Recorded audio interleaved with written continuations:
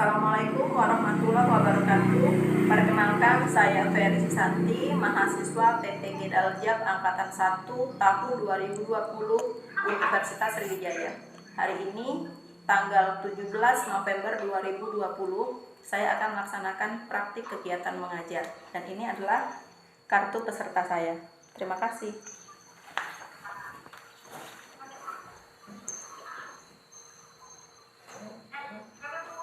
Oke, Assalamualaikum warahmatullahi wabarakatuh. Waalaikumsalam warahmatullahi wabarakatuh. Oke, sebelum kita memulai pelajaran, kita berdoa terlebih dahulu. Ketua kelas, Reza, tolong dipimpin untuk berdoa. Ya Bu. Baiklah teman-teman, sebelum kita memulai pelajaran kita pada pagi hari ini, ada alangkah baiknya kita berdoa untuk agama dan keyakinan masing-masing. Berdoa mulai.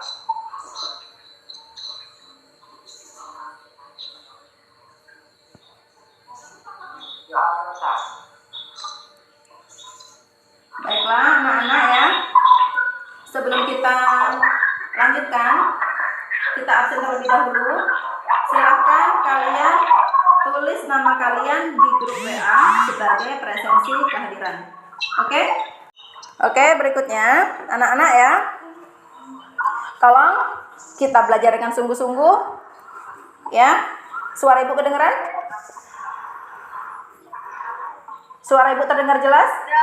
Oke, bagus. Oke, kita belajar dengan sungguh-sungguh. Kemudian kalian siapkan semua yang dibutuhkan ya, alat tulis. Kemudian pastikan kalian berada di jaringan yang baik supaya tidak terputus saat kita sedang melakukan pembelajaran.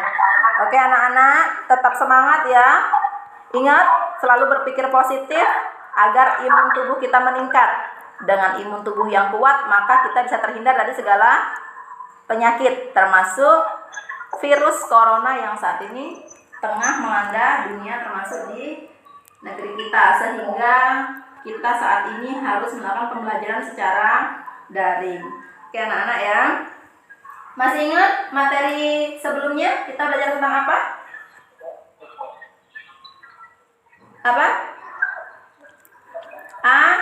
Anekdot ya. Oke, tentang anekdot. Apa itu teks anekdot? Siapa yang tahu? Ada yang tahu? Teks anekdot.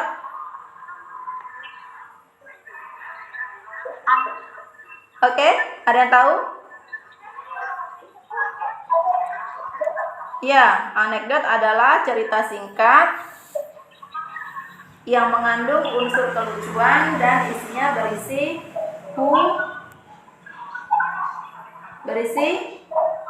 sindiran atau makna tersirat. Oke, demikian ya anak-anak. Kalau kemarin kita belajar tentang anekdot, hari ini kita akan belajar tentang teks hikayat. Oke anak-anak ya, Ibu akan share screen-nya dulu.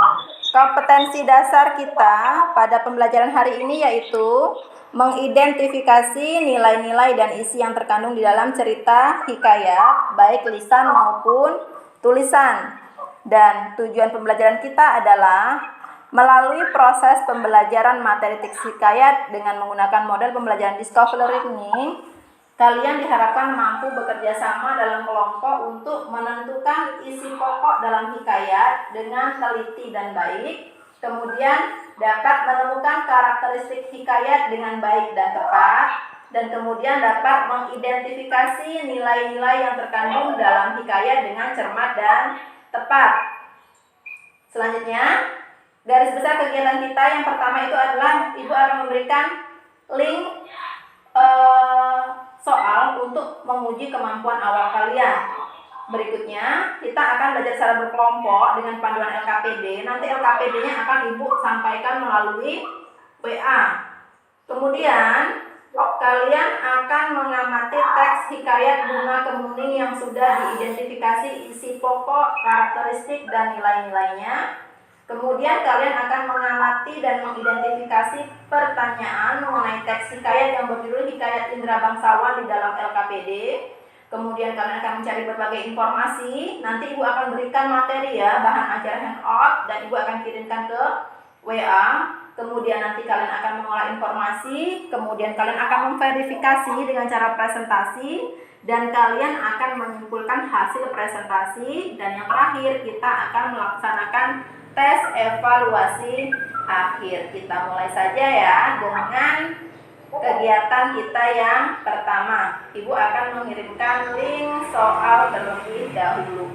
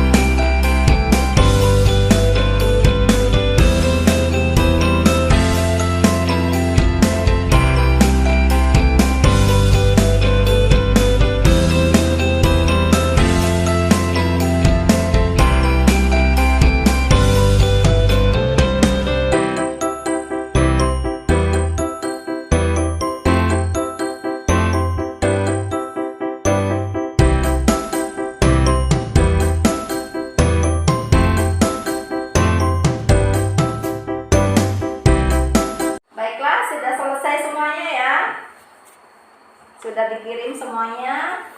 Memang nilainya belum begitu baik, tidak apa-apa. Ibu yakin setelah pembelajaran nanti kalian pasti bisa memberikan nilai yang lebih baik. Ya, tetap semangat. Kita lanjutkan. Selanjutnya, ya, kalian akan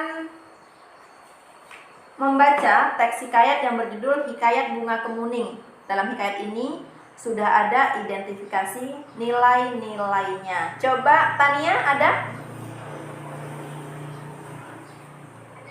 Oke, Tania gantian ya. Reza sudah pimpin doa. Sekarang coba kamu gantian untuk membacakan Hikayat Bunga Kemuning. Silahkan. Ya, Bu. Hikayat Bunga Kemuning. Alkisah pada zaman dahulu kala ada seorang raja yang dikenali arif dan bijaksana. Ia memiliki 10 orang putri berparas cantik, jelita bernama Putri Jawan, Putri Jingga, Putri Minglas, Putri Hijau, Putri Kelabu, Putri Oranye, Putri Merah Maron, dan Putri Kuning. Semua anaknya diasuh oleh inang pengasuh. Namun, sang inang pengasuh tidak kuasa mengasuh seluruh putri raja. Hanya si bungsulah, yaitu Putri Kuning, yang berhasil dididik dengan baik hingga menjadi seorang anak yang ramah pada setiap orang dan memiliki budi pekerti baik. Sementara itu, kakaknya tumbuh menjadi anak manja dan nakal. Suatu hari, sang raja hendak berkunjung ke kerajaan lain dalam rangka menyambut untuk ia mengumpulkan seluruh putri-putrinya kepada mereka. Sang raja bertanya oleh-oleh yang mereka inginkan. Semua kakak Putri Kemuning menginginkan benda mewah dan mahal. Berbeda halnya dengan Putri Kuning. Putri berkata pada ayahnya, "Aku hanya ingin ayah kembali dengan selamat." Sang raja terharu dan berkata, "Sungguh baik perkataanmu, wahai putriku. Mudah-mudahan saja aku dapat kembali dengan selamat dan membawa hadiah yang indah untukmu." Oke, sekarang coba selanjutnya gantian. Siapa? Rara ya? Silakan Ra.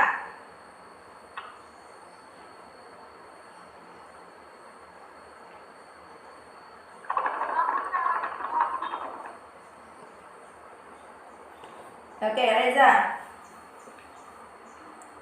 Silakan Za.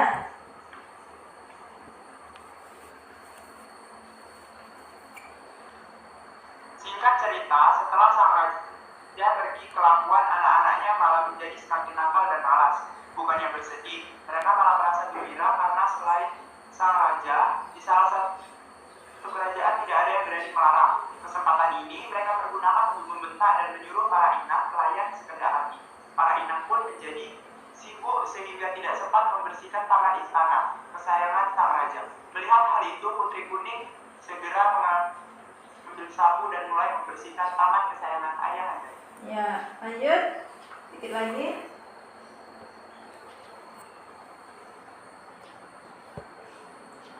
Oke, berikutnya. Ketika sang raja pulang, dia mencari Putri Kuning sedang merangkai bunga di teras istana. Sementara kesembilan kakaknya sedang asyik bermain di danau. Kemudian ia memberi oleh-oleh untuk Putri Kuning. Sang raja berkata, "Anakku yang rajin dan baik budi, ayah hanya dapat memberimu sebuah kalung batu hijau. Ayah anda telah mencari di seluruh pelosok kerajaan seberang tetapi tidak menemukan yang kalung berbatu kuning seperti warna kesayanganmu." Putri menerimanya dengan senang hati. Namun hal ini malah membuat diri Putri Hijau dan dia pun mengutus saudara-saudaranya lain untuk merebut kalung batu hijau dari Putri Kuning. Kesembilan adik-beradik tersebut lalu bersama-sama menemui Putri Hijau. Setelah bertemu, mereka langsung memaksa Putri Kuning untuk menyerahkan kalungnya. Tentu saja ia menolak dan akhirnya terjadi perkelahian sengit hingga kepalanya Putri Kuning terkena pukulan dan meninggal saat itu juga. Karena ketakutan, saudara-saudara Putri Kuning segera menguburkannya. Sedikit lagi ya. Coba gantian Tania.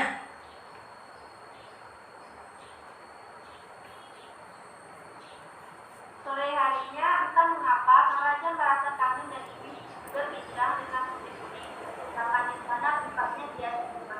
Namun, raja tidak menemukannya. Semua prajurit akhirnya dikerahkan untuk mencarinya. Namun, hasilnya tidak. Hal ini membuat sang raja menjadi sangat sedih dan menyesal karena tidak mampu menjaga dan melindungi anak kesayangannya. Beberapa minggu setelah dikuburkan,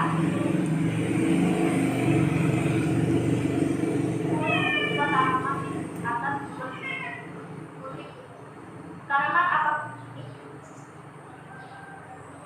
bagaikan jubah Putri Kuning. Daunnya bulat, berkelabu bagal kalung batu hijau, sementara bunganya putih, kekuningan, dan berbau sangat wangi. Tanaman ini menghangat dada Putri Kuning. Sejak saat itu, raja menamai tumbuhan itu dengan nama bunga kuning sebagai pengingat bahwa beliau memiliki putri yang sangat berbudi yang dilambangkan dengan bunga yang sangat harum, yaitu bunga kuning. Ya, kita lanjut. Nah, di sini kita akan melihat identifikasi isi pokok di dalam hikayat yang dibaca. Paragraf pertama, isi pokoknya adalah di paragraf pertama itu ada seorang raja yang memiliki 9 putri, yang mana hanya satu putri yang memiliki perilaku baik. Siapa? Putri Kuning. Itu adalah isi pokok dari paragraf pertama.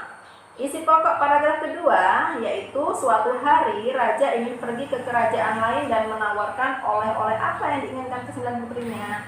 Ternyata semua putrinya menginginkan hadiah yang mahal dan mewah kecuali Putri Kuning yang hanya menginginkan keselamatan ayahnya. Dan di paragraf ketiga, setelah sang raja pergi, semua kakak Putri Kuning semakin nakal. Hanya Putri Kuning yang mau membantu para dayang.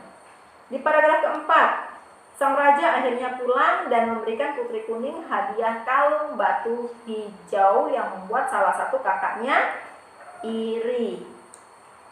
Di paragraf kelima, ke-9 putri kakak Putri Kuning memaksa putri menyerahkan kalung batu hijau sehingga terjadilah pertikaian yang menyebabkan Putri Kuning meninggal dunia. Di paragraf ke-6, raja mengira Putri Kuning hilang dan mencarinya sampai mengerahkan prajurit istana, namun Putri Kuning tidak ditemukan.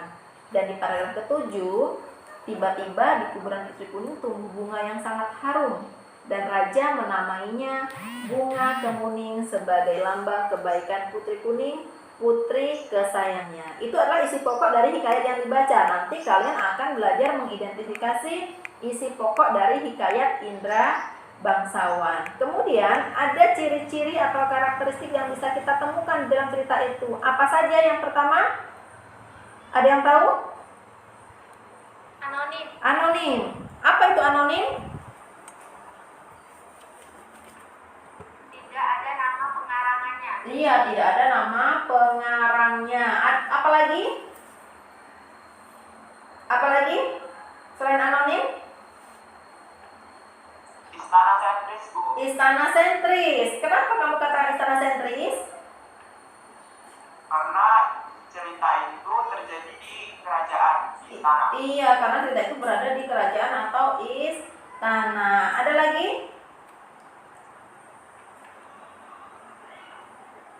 Sebab prologis Bu atau mustahil. Iya, prologis. Unsur mustahilnya apa tadi dalam cerita itu? Orang yang sudah meninggal menjelma menjadi tumbuhan. Iya, orang sudah meninggal tiba-tiba menjelma menjadi tumbuhan. Ada nggak kita temui hal seperti itu dalam kehidupan nyata? Tidak. Biasanya kalau udah meninggal menjelmanya jadi apa?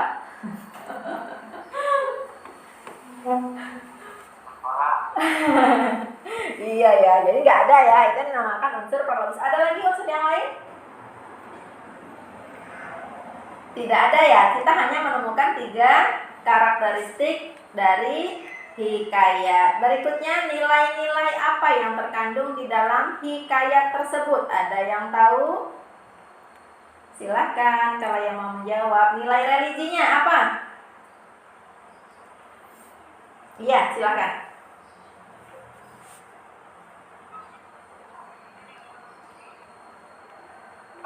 Dari hikayat tersebut terdapat nilai sosial, yaitu berkunjung ke kerajaan lain yang dilakukan oleh sang raja. Ya. Selanjutnya ada nilai budaya, yaitu anak yang diasuh oleh pengasuh. Ya, betul. Selanjutnya nilai moral. Rasa iri hatinya kakak Putri Kuning merupakan contoh moral yang buruk dan sampai saat ini masih sering terjadi, walaupun itu hal yang negatif. Iya, apalagi? Masih ada? Religinya? Oke. Bagus ya Reza ya. Nah, itu tadi adalah identifikasi hikayat Putri Kemuning. Selanjutnya, kita akan coba membaca. Kalian diskusi. Ibu akan bimbing kalian di forum diskusi ya. Kalian baca hikayat yang ada di LKPD, itu adalah hikayat Bunga Kemuning. Ibu kasih waktu 20 menit untuk kita berdiskusi.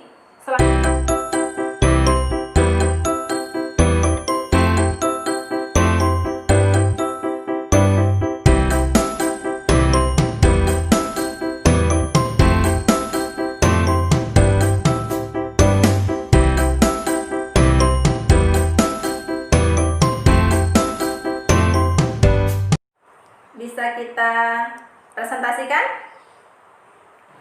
Ya, Bu. Oke, silakan.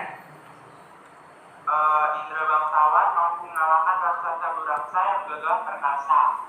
Menurut kelompok kami itu merupakan kesaktian dari tokoh. Ya. Selanjutnya, hikayat Indra Bangsawan disampaikan secara lisan dan tidak diketahui pengarangnya. Itu merupakan anonim yang mana pengertian dari anonim itu tidak memiliki pengarang.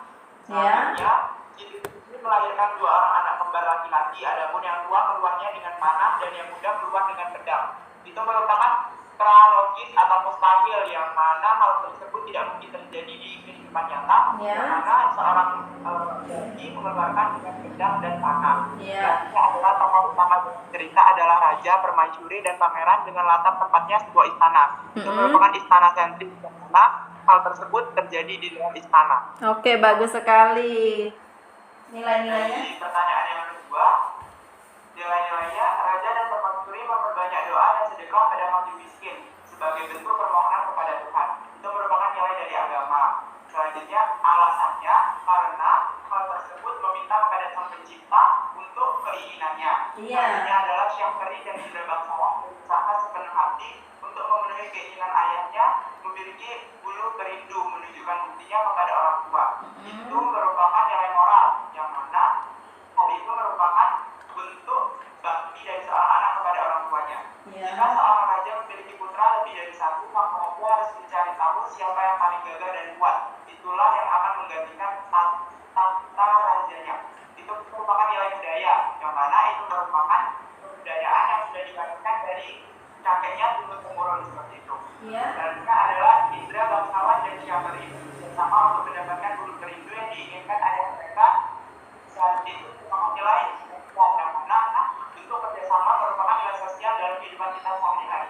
Oke, bagus sekali ya Reza ya. Untuk kelompok 2 ya. Kelompok 1 ada tanggapan nggak?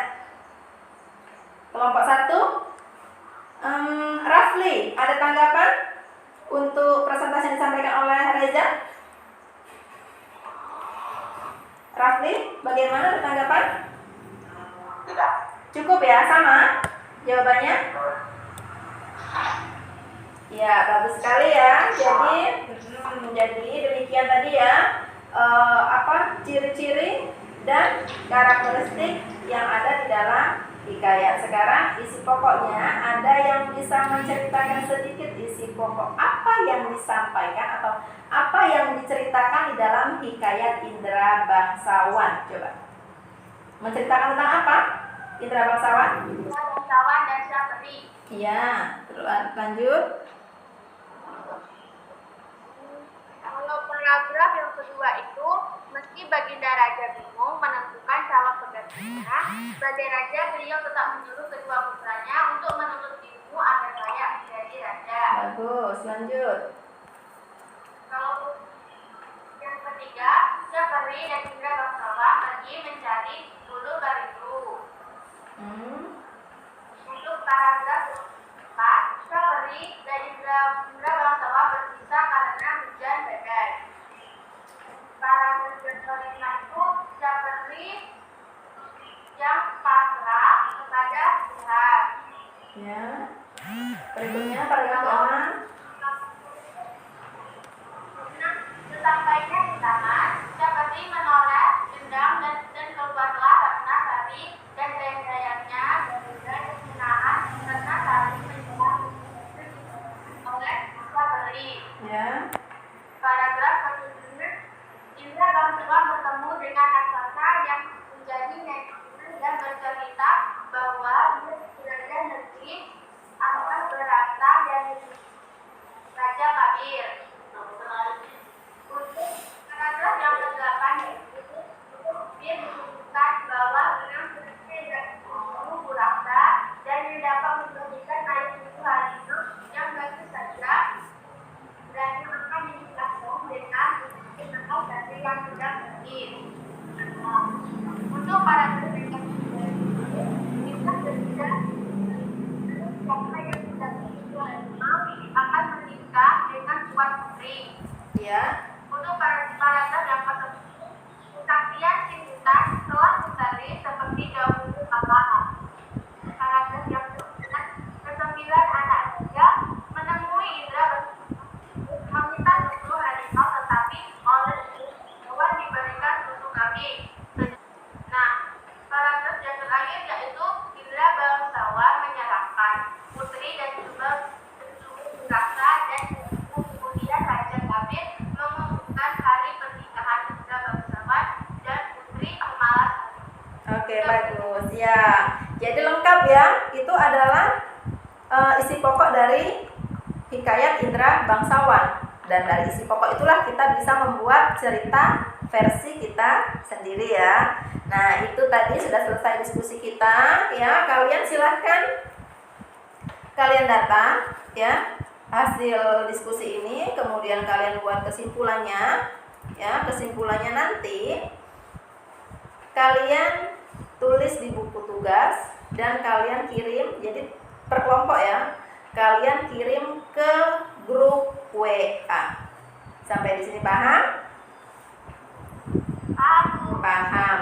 Untuk mengukur kemampuan kalian, apakah kalian sudah mampu ya, sudah mampu memahami materi yang kita pelajari pada hari ini, Ibu akan kembali memberikan soal evaluasi akhir.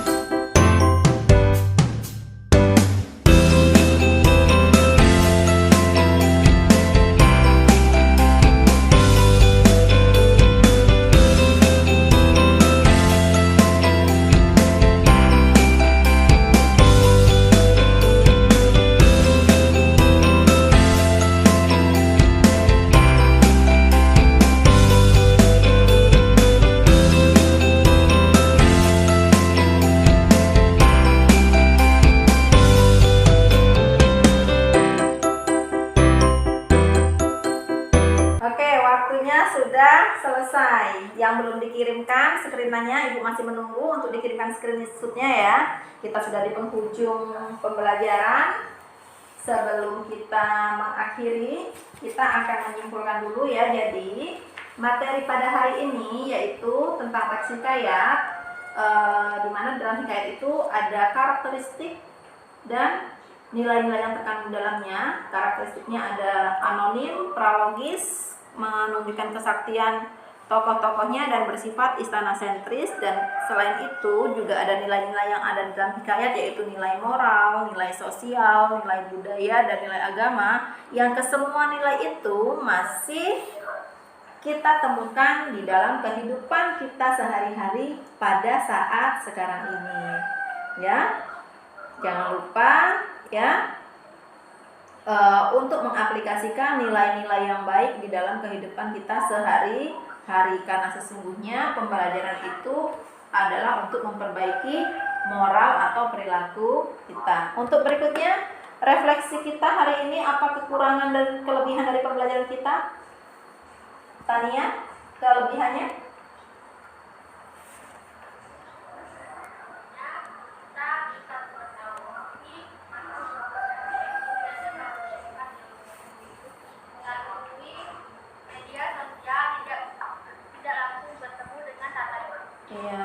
Ya, kalaupun pandemi ya seperti ini, karena kita diharuskan untuk tidak bertatap muka secara langsung, tapi kita masih bisa bertemu secara maya ya. Kemudian kekurangannya apa? Kekurangannya apa kira-kira? Kurang efektif karena kendala dari apa?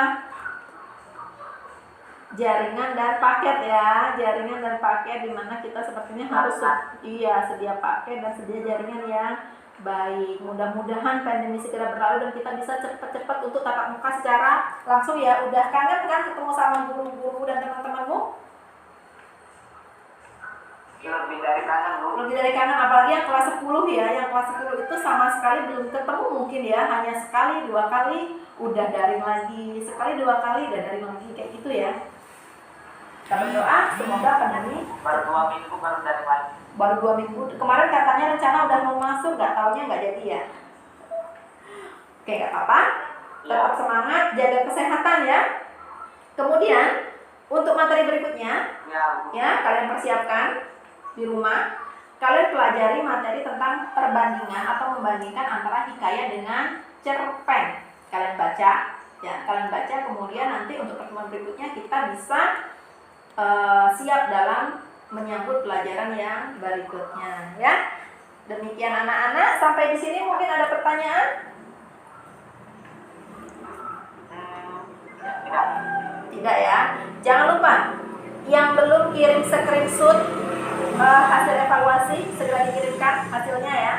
Yang belum kirim screenshotnya dikirimkan. Mudah-mudahan semuanya Ibu lihat tadi yang beberapa yang sudah kirimkan itu nilainya semuanya top semua, bagus semua. Artinya kalian sudah memahaminya ya materi yang kita pelajari pada hari ini.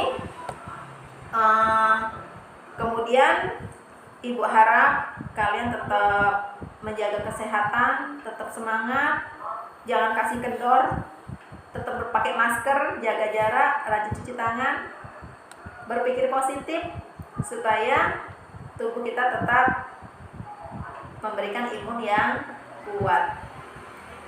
Mungkin itu saja ya pembelajaran kita pada hari ini. Jika ada kekurangan Ibu mohon maaf. Ibu akhiri. Wassalamualaikum warahmatullahi wabarakatuh. Waalaikumsalam warahmatullahi wabarakatuh. Ya.